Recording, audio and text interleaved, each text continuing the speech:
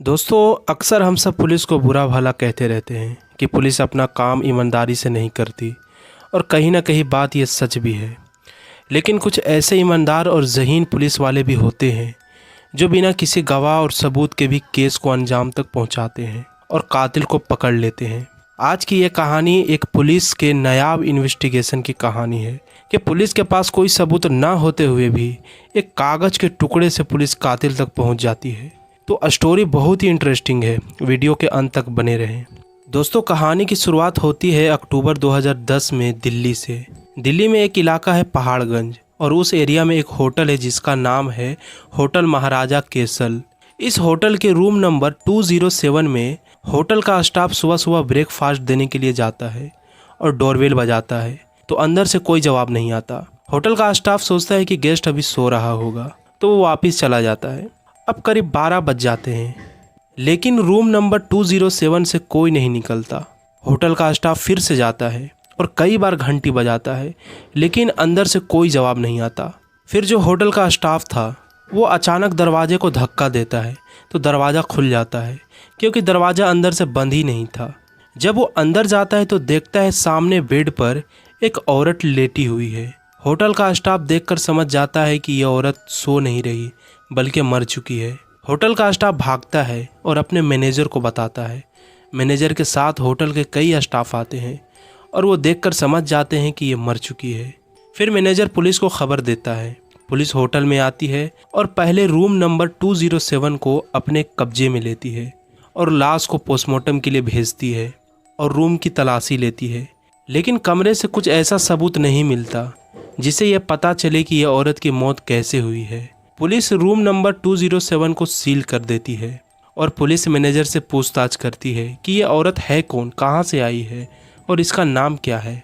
Manager register निकालता है और रजिस्टर देखने के बाद पता चलता है कि रूम नंबर 207 में एक रात पहले 2 लोगों ने चेकिंग किया था, एक ये औरत और इसके साथ एक आदमी, और दोनों का नाम रजिस्टर पर नेहा और विनोद लिखा था, और साथ में ये भी लिखा था कि ये दोनों पति पत्नी हैं। अब पुलिस को शक होता है कि पति ने बीवी का कत्ल कर दिया और भाग गया। अब रजिस्टर चेक करने के बाद दोनों का पता देखा जाता है, तो रजिस्टर में जो पता लिखा हुआ था वो 610 राम गली अलीगढ़, बस इतना ही लिखा था, उसका आगे कुछ नहीं। अब पुलिस की एक टीम अलीगढ़ जाती है। वहां जाने के बाद पुलिस को पता चलता है कि अलीगढ़ में राम गली और 610 नंबर के कोई मकान ही नहीं है, ये पता ही फर्जी है।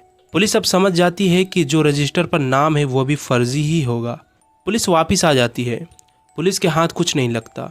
अब जो पहाड़गंज इलाके के इंस्पेक्टर थे फिर से होटल जाते हैं और कमरे की तलाशी लेने लगते हैं ताकि कुछ सबूत मिल जाए। लेकिन सारे सामान और कमरे की तलाशी लेने के बाद भी कोई ऐसा सबूत नहीं मिलता जिसे यह पता चले कि यह औरत है कौन और कहाँ से आई है। तलाशी लेते लेते अचानक इंस्पेक्टर की नज़र रूम में रखी एक टेबल पर पड़ती है। टेबल पर एक कागज़ का टुकड़ा पड़ा हुआ था। इंस्पेक्टर उस टुकड़े को उठाते हैं और देखते हैं तो वो एक पेट्रोल पंप का बिल था। जब हम पेट्रोल भराते हैं तो हमें एक रसीद मिलता है, लेकिन ये जो बिल था ये ब्लैंक था, यानी किसने कितना और कब पेट्रोल भराया इस पर कुछ नहीं लिखा हुआ था। बस इस पर पेट्रोल पंप का नाम और पता था, और ये पेट्रोल पंप रेवाड़ी हरियाणा का था। पुलिस को एक उम्मीद नज़र आती है। पुलिस की एक टीम रेवाड़ी के पेट्रोल पंप पहुंचती है और पंप के ओनर को बुलाती है और वो बिल दिखाते हैं और पूछती है ये आपके पंप का बिल है। तो जो ओनर था वो तुरंत कहते हैं कि हाँ, ये हमारे पंप का बिल है। लेकिन जो पेट्रोल पंप का मालिक के बिल देखने के बाद चौंकता है और पुलिस को बोलता है ये बिल आपके पास कैसे आई।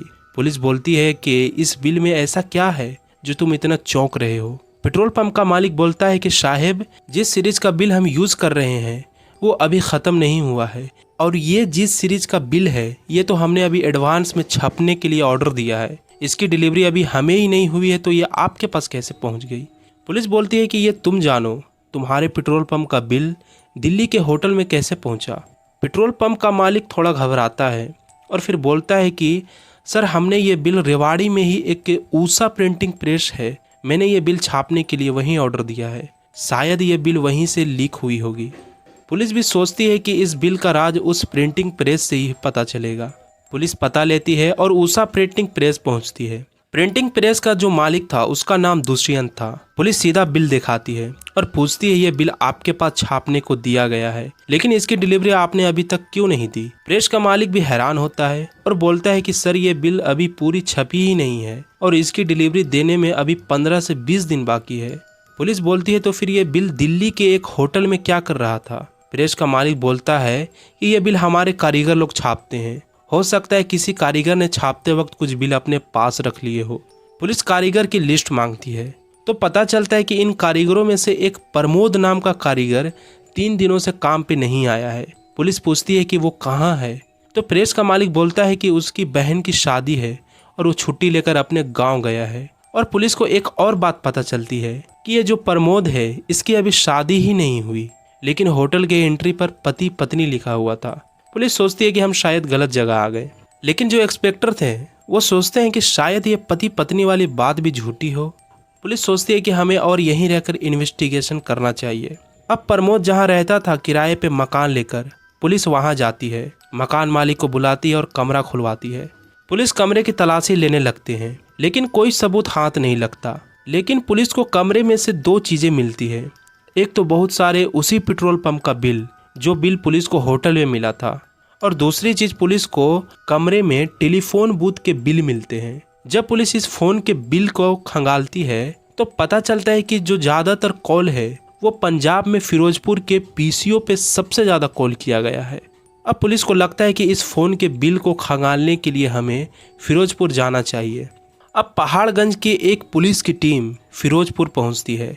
पुलिस उस पीसीओ के पास जाती है और जो पीसीओ पर जो शख्स बैठता था पुलिस वो बिल दिखाती है और पूछती है कि आपके पास रेवाड़ी से इस पीसीओ पर कॉल आती थी। तो पीसीओ का ऑनर बोलता है जी हाँ सर, रेवाड़ी से कॉल आती थी और ये कॉल हमारे पीसीओ के नज़दीक में ही एक फैमिली रहती है जिनका नाम श्रीनिवास शर्मा है, और ये कॉल श्रीनिवास शर्मा की वाइफ के लिए आती थी जिनका नाम रेशमा है। पुलिस सोचती है कि शायद श्रीनिवास शर्मा प्रमोद के रिश्तेदार हो। अब पुलिस श्रीनिवास शर्मा के घर जाती है और श्रीनिवास शर्मा से पूछती है क्या रेवाड़ी से आपके परिवार के लिए कॉल आती थी। तो श्रीनिवास शर्मा बोलते हैं कि मुझे इसके बारे में कोई पता नहीं है, पीसीओ पे ज़्यादातर मेरी बीवी ही बात करने जाती थी। पुलिस बोलती है कि तो फिर ठीक है, बुलाइए अपनी बीवी को, हम उनसे ही पूछताछ करेंगे। लेकिन श्रीनिवास शर्मा बोलते हैं कि मेरी बीवी मेरे पास नहीं है, वो मुझे छोड़कर चली गई है। पुलिस पूछती है क्यों और आपने ढूंढने की कोशिश क्यों नहीं की। तो श्रीनिवास शर्मा सारी कहानी बताते हैं। मैंने कुछ दिन पहले अपने एक रूम को किराए पर रखा था और जो किराएदार था उससे मेरी बीवी को प्यार हो जाता है और ये बहुत करीब आ जाते हैं, और जब मुझे दोनों की हकीकत पता चलती है तो मैं अपनी बीवी रेशमा को बहुत मारता पीटता हूँ और उस किराएदार को फ़ौरन भगा देता हूँ। लेकिन कुछ दिनों के बाद मेरी बीवी घर छोड़कर चली जाती है। मैं भी कोशिश नहीं करता ढूंढने की, क्योंकि मुझे दोनों के रिश्ते के बारे में पता चल गया था और वो कहाँ गई मुझे कुछ पता नहीं। पुलिस को लगता है कि ये श्रीनिवास शर्मा झूठ बोल रहा है, लेकिन जब श्रीनिवास शर्मा उस किराएदार का नाम लेता है तो कातिल पहचान में आ जाता है, और वो किराएदार और कोई नहीं बल्कि प्रमोद था। पुलिस को अब ये यकीन हो जाता है कि कातिल प्रमोद ही है। अब पुलिस प्रमोद के गांव जाती है और प्रमोद को गिरफ्तार कर लेती है। अब पुलिस प्रमोद से पूछती है कि तुमने रेशमा का कत्ल क्यों किया, तुम दोनों तो आपस में प्यार करते थे। अब प्रमोद सारी कहानी बताता है। जब प्रमोद को श्रीनिवास शर्मा ने भगा दिया तो कुछ दिनों तक प्रमोद इधर उधर भटकते रहता है और फिर ये रेवाड़ी जाता है और प्रिंटिंग प्रेस में नौकरी करने लगता है। फिर कुछ दिनों के बाद रेशमा भागकर प्रमोद के पास आ जाती है और ये दोनों साथ में रहने लगते हैं, लेकिन दोनों शादी नहीं करते। अब कुछ दिन रहने के बाद रेशमा की डिमांड बढ़ने लगती है कि मुझे शॉपिंग करना है, महंगे महंगे कपड़े खरीदना है, अच्छे होटल में खाना खाना है। क्योंकि श्रीनिवास शर्मा थोड़ा पैसे वाले थे तो वो रेशमा के सारे नखड़े उठा लेते थे, लेकिन प्रमोद मामूली सी जॉब करता था और इसकी मामूली सी तनख्वाह थी।